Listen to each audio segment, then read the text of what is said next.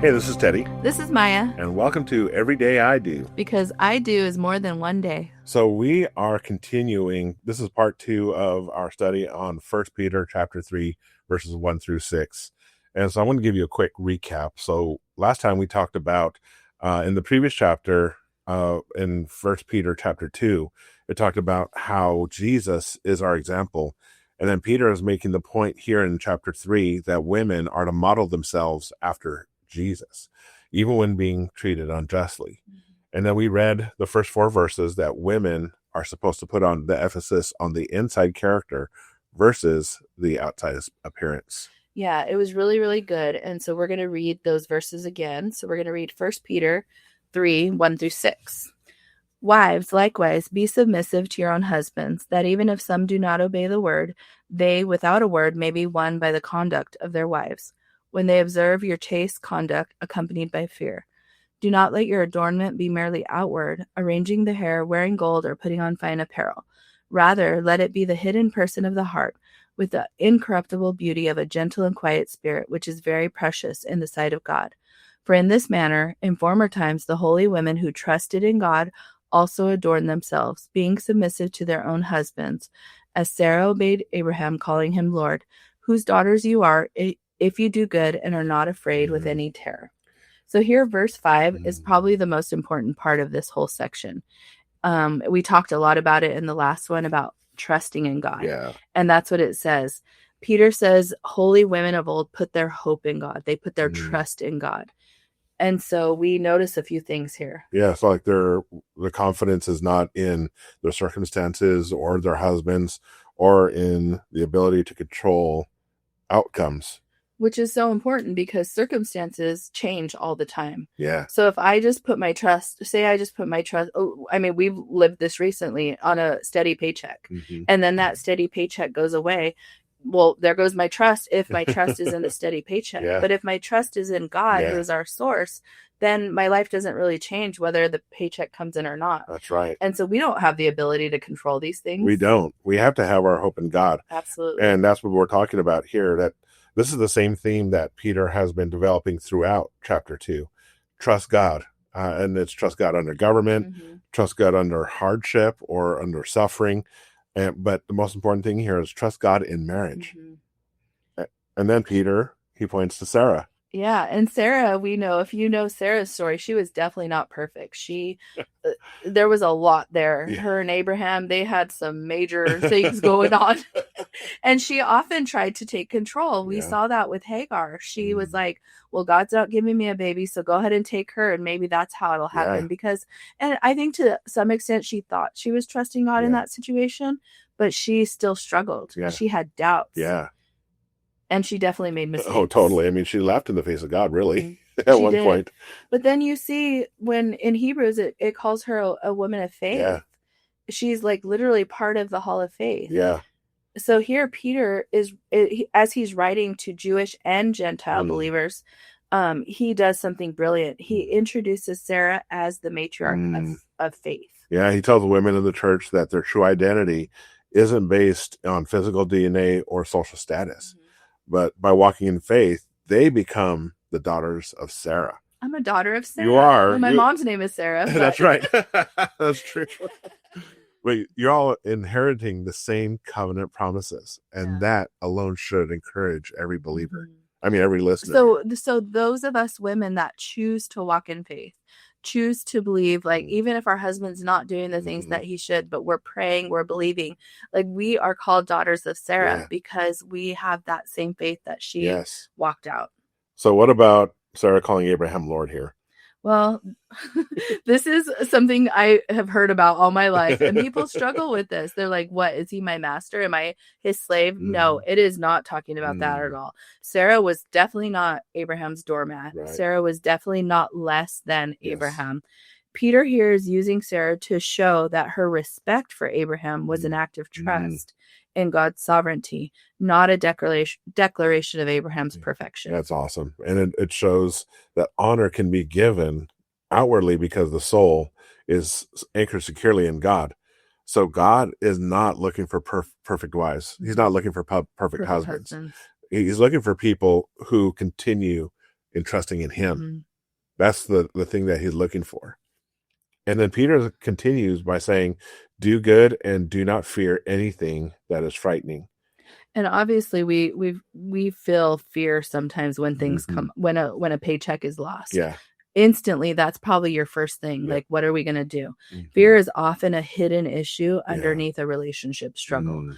And so, for instance, if somebody's been cheated on in the past, Yes. and then in their current relationship, they've never been cheated on, Mm-hmm. but they could still have that underlying fear, Yes. and it can cause relationship struggles because they're still dealing with how they felt before. Yeah, and that's a horrible way to live. Mm-hmm. So the women that Peter was writing to were living in a hostile pagan Roman society, and many of them were married to non-Christian husbands, and they held total legal control over their households. So they had fear that they could just be cast out. Yeah. They had fear that one moment their husband was going to love them, and the next moment he was going to literally throw them out on the street. So they had real concern. Yeah, and in that, Peter, he doesn't tell him to cower.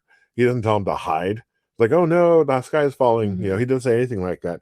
He tells them that their spiritual heritage should produce a fierce, unshakable courage. Mm-hmm. A true daughter of Sarah is characterized by an absence of terror, even when her immediate circumstances are volatile. Yeah. And so fear will often ask us, well, what if you don't get your way? What if you don't get what you want? Yeah. What if your voice isn't heard? Mm-hmm. Or what if things never ever change? Mm-hmm. What if this is your lot in life? Yeah. And like we talked about in our marriage group, that God doesn't get us married to make us happy. Mm-hmm. He does that to make us holy. Yeah. Marriage is not about making us happy at all. Like, if that's what you're going into marriage seeking, it's for sure going to let you down 100%. Absolutely. Yes. So Peter's answer is not greater control, but his answer is greater trust. Yeah. Verses 1-6 are directed to wives.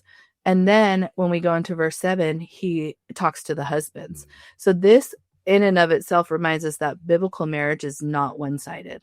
Mm-hmm. We as wives are called to trust God and exercise godly influence. That's right. And husbands are called to lead with understanding, honor, and care. So the thing here is that in today's society, I mean, talking about the women that you are, meeting with. I know. I met literally with 3 or 4 women this week that are struggling because their husbands are not taking their rightful place as the prophet, priest, and king of their home. They're not leading spiritually. And some of them aren't even, I don't even think they're saved.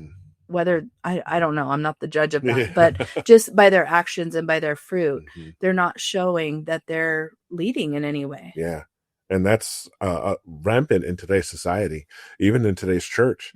I mean, I was telling some folks the other day is that I've been to many churches where women are the ones who are the leaders of the church, is because the men aren't stepping up and taking their place in their home, in the church, and even in society. I mean, we could say, well, what about all these CEOs? That's different. That they're taking control of their company, and it's all about money. Right. I was going to say, a lot of times for men, that's easier because there's not as much accountability in that. They're praised and they're, but they're not being held accountable in the same way that they are in marriage and family. But I love our small group because as we mentor all these couples that come, they're really learning and applying what they're learning, and we get to see it firsthand week after week, especially the husbands. We've seen the husbands step up. Yes. I mean, we tell them, like, you need to pray with your wife every single day. And some of them are taking that to heart. And it's growing so much. And they are growing. And you can tell it by the countenance on the wife's face. There's not so much of like they've been baptized in pickle juice. Like a disdain for, exactly. for their husband. But here Peter's calling us to imitate Christ, both of us. He's calling the wives to imitate Christ in one way, and the husbands to imitate Christ. And so we're called to put our hope and our trust in God. Yes. And so both are called to serve each other rather than demand from each other. That's the crux of it, because if we're both constantly just drawing. We talked about that in small group too, about just drawing from an empty cup. Yeah. Well, if both of our cups are empty, there's nothing to draw No. from. But if both of us are constantly every single day filling our cups with God, Yes. with his word, with who he says we are, Yes. that's where the real strength comes from. Yeah. And so I want to encourage everybody who's listening is you need to have your cup filled up, and that can only come from God. Remember last night I told Teddy that my cup felt empty, and it wasn't that I hadn't filled my cup, because I had spent time with God in the morning, but I also had poured out a lot with a small group and people that I'm meeting with. And but this morning I got up, and the first thing I did is I prayed and I read my Bible, and it just fills my cup again, and then I just have more to give. Yeah. And if you don't do that, then there's nothing that you can give. So fill up your cup by spending time in the word, spending time in prayer, spending time in worship. And those are, of course, 3 things that I tell every Christian that they should be doing on a daily basis anyway. But of course, if you don't do it every day, there's no condemnation. Absolutely just not. Don't use that as an excuse not to do it today. Exactly. and it's important that both the husband and the wife individually be seeking God individually. If you're doing it only together, then that's, you might be filling up your cup a part way, Our relationship with God is individual. Yes. And so God speaks to us in different ways. Yes. He has, we're 2 different people. And so he's growing us in different ways. So we need that time with God, because it's me and God, it's you and God, and then it's us and God too. Yes, absolutely. So that's why it's important that you do it individually. So where have you placed your hope? Is your hope constantly placed in, when is my spouse going to change? Is he changing? Are they changing? Are they ever going to change? That shouldn't be where your hope is. Not at all. Or is it under better circumstances? I'm like, we're in a hole, we're in a rut, and we need somebody to come pull us out. Or is this ever going to change? Yeah. If I get a better house, things are going to be better. If I get a better car, things will be better. If I make more money, things are going to be. But the fact is, all of that could change, and you're still going to be you. You're still going to be struggling. Yes. So better circumstances are not where our hope should be. Absolutely. What about a stronger marriage? Is that where you're placing your hope in? Is a stronger marriage? That may or may never happen. But even if it does become stronger, is that truly where your hope lies? It's like putting your marriage on a pedestal. Yeah. Like, we're still people. We're still going to fail each other in some way. Like, that can't be where our full hope is. Yeah. Our hope has to be in God. It has to be in God. So the thread running through 1 Peter 2 and 3 is this. When you trust God, you can live differently. Everything about your life you see differently, and you pray about differently, and you just live differently. Jesus entrusted himself to the Father, and he, like we said last time, he trusted himself all the way to death, believing that God said that he was going to raise him from the dead. Yeah, absolutely. And even Sarah entrusted herself to God. I mean, it wasn't an overnight thing. No, it took a long time. It was a process. It was a process. But ultimately, she got put into the Hall of Fame. But here Peter calls for every believer and every married couple to do the same. Let's put our trust in God. Yes, and God alone. Because even the strongest marriages are not built on control. They're built on trust in the one who judges justly, and he never, ever, ever, ever, ever fails us. That's right. I mean, in this season that you and I are in right now, he hasn't failed. I mean, he's brought something more out of us than we ever expected. I mean, the things that we get to do right now in this season, I never thought we'd be here. But God. He's given us so much. Absolutely. All right. Well, we hope we encourage you all in this episode, and we'll see you on the next one. See you next time.